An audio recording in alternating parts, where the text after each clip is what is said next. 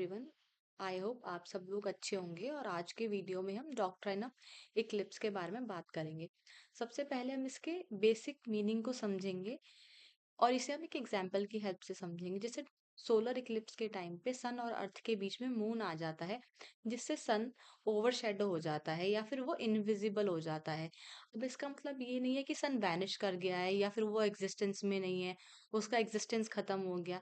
ये सिर्फ solar Eclipse का एक टेम्परेरी इफेक्ट है जिसकी वजह से सन इनविजिबल हो जाता है। ठीक इसी तरह जब कुछ लॉज जो कि हमारे फंडामेंटल राइट्स के इनकंसिस्टेंट हैं, वो जब तक वो इनकंसिस्टेंसी रहेगी वो उस इनकंसिस्टेंसी के पीरियड के लिए इनऑपरेटिव हो जाते हैं, या फिर हम ऐसा कह सकते हैं कि वो हमारे फंडामेंटल राइट्स से ओवरशैडो हो जाते हैं। अब हम इसकी एप्लीकेबिलिटी की बात करेंगे। ये doctrine generally pre constitutional laws पे अप्लाई करती है। इसका मतलब है कि ऐसे ऐसे लॉज जो हमारे कॉन्स्टिट्यूशन के इफेक्ट में आने से पहले ऑपरेटिव थे या एग्जिस्टेंस में थे, ये डॉक्ट्राइन सिर्फ उन्हीं लॉज पे अप्लाई करेगी। अब इसके मीनिंग को समझते हैं। जब कोई भी प्री कॉन्स्टिट्यूशनल लॉ हमारे फंडामेंटल राइट के साथ क्लैश करता है और उसे डेड डिक्लेयर नहीं किया जाता या फिर वॉइड ab initio नहीं डिक्लेयर किया जाता, ऐसी सिचुएशन में वो सिर्फ इनऑपरेटिव हो जाता है या फिर डॉर्मेंट हो जाता है, या फिर हम कह सकते हैं कि वो हमारे फंडामेंटल राइट से इक्लिप्स हो जाता है, छुप जाता है।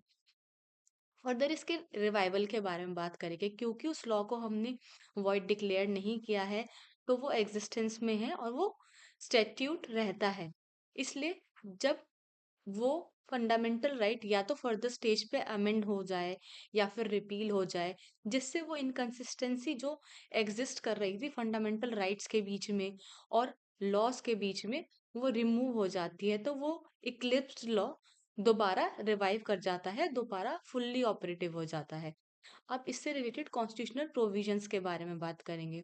आर्टिकल 13 का क्लॉज 1 हमें बताता है कि all laws in all laws in force in the territory of India immediately before the commencement of this constitution, in so far as they are inconsistent with the provisions of this part, shall to the extent of such inconsistency be void। ये हमें बताता है कि doctrine of eclipse pre constitutional laws पे apply होगी, और अगर constitution के इफेक्ट में आने से पहले जो भी लॉज एग्जिस्टेंस में थे या फिर ऑलरेडी ऑपरेटिव थे, वो हमारे पार्ट 3 के इनकंसिस्टेंट हैं या फिर उनके साथ कॉन्फ्लिक्ट में हैं, तो वो वॉइड एब इनिशियो ना डिक्लेयर करके इनऑपरेटिव हो जाते हैं जब तक वो इनकंसिस्टेंसी रहेगी।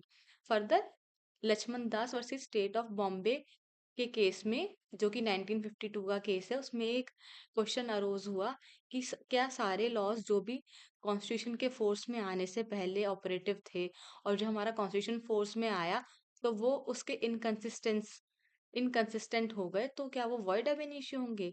इस क्वेश्चन को क्लैरिफाई करते हुए कोर्ट ने कहा कि हमारे एंटायर पार्ट 3 का जो ऑपरेशन है वो प्रोस्पेक्टिव है, रेट्रोस्पेक्टिव नहीं, इसलिए वो सारे लॉज वॉइड एब इनिशियो नहीं होंगे, रेदर वो इनऑपरेटिव हो जाएंगे। Further Bhikaji Narayan versus state of MP 1955 के पहले हम फैक्ट समझेंगे। इस केस में क्या हुआ था कि स्टेट ने एक लेजिस्लेशन पास किया था जिससे स्टेट एम्पावर था कि वो रोड ट्रांसपोर्ट को नेशनलाइज कर सकता है।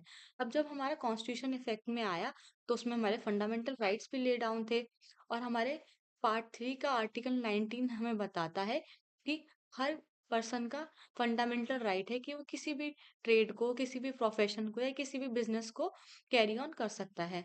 और ये लॉ तो सीधे सीधे हमारे फंडामेंटल राइट्स के इनकंसिस्टेंट है। तो जब तक वो इनकंसिस्टेंसी रही तब तक ये लॉ इनऑपरेटिव हो गया।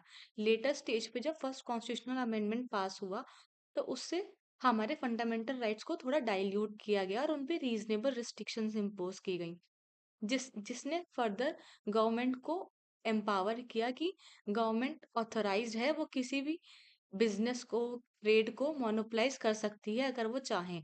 तो इससे हमारे फंडामेंटल राइट्स एब्सोल्यूट ना होके अब रिस्ट्रिक्टेड हो गए, कुछ सेंस में उन पे रिस्ट्रिक्शंस इम्पोज हो गई, तो ये लॉ दोबारा रिवाइव कर गया। Further Deepchand versus state of UP 1959 के केस में ऑनरेबल एपेक्स कोर्ट ने क्लैरिफाई किया कि ये डॉक्ट्राइन पोस्ट कॉन्स्टिट्यूशनल लॉज पे अप्लाई नहीं होती, क्योंकि in the very first place हम ऐसा कंसिडर करते हैं कि पार्लियामेंट ऐसा कोई भी लॉ नहीं बनाएगा जो हमारे पार्ट 3 के अगेंस्ट हैं या उनके इनकंसिस्टेंट हैं। That's all for this doctrine. Thanks for watching. Like share and subscribe my channel.